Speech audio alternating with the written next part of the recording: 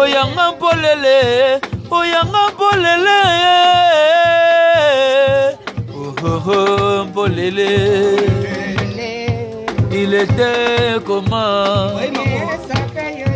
Ibrahim et Nzambe bien coiffé, bien parfumé, bien rasé. Namutuka yesomo ye ye ye ye ye ye ye ye ye ye ye ye.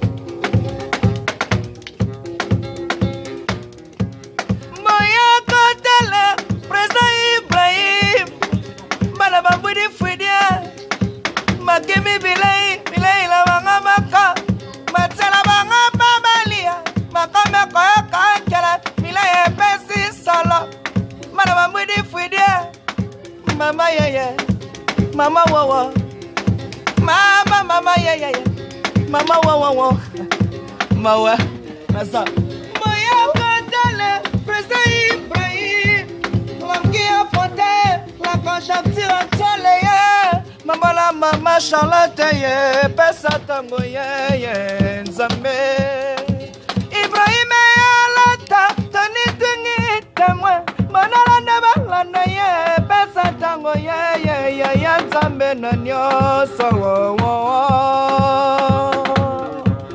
Awe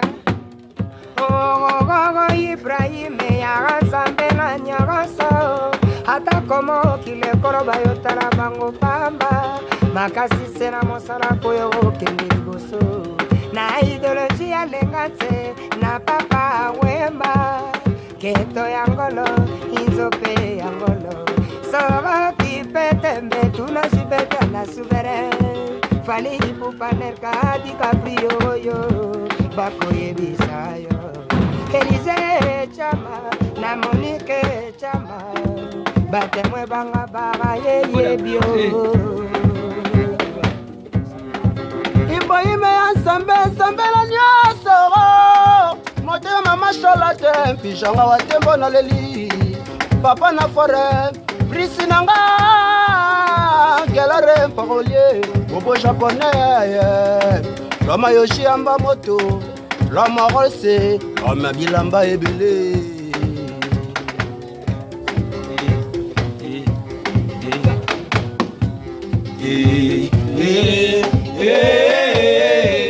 Eba papa, eba mama, eba yaya, basipe mi bayo, boyoka.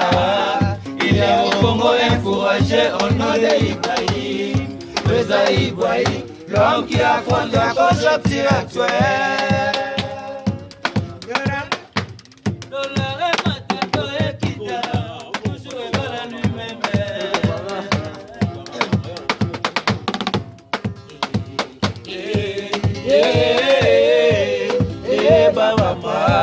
Eba mama, eba yaya, basi bengi bayo, boyoka.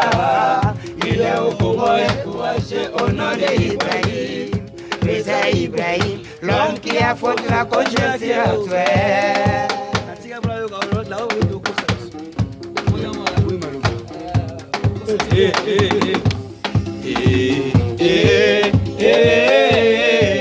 Eba papa, eba mama, eba yaya, basi bengi bayo, boyoka.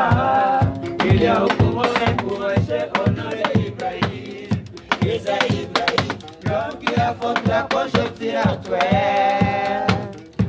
Dollar et matato et kita, toujours égal à lui-même.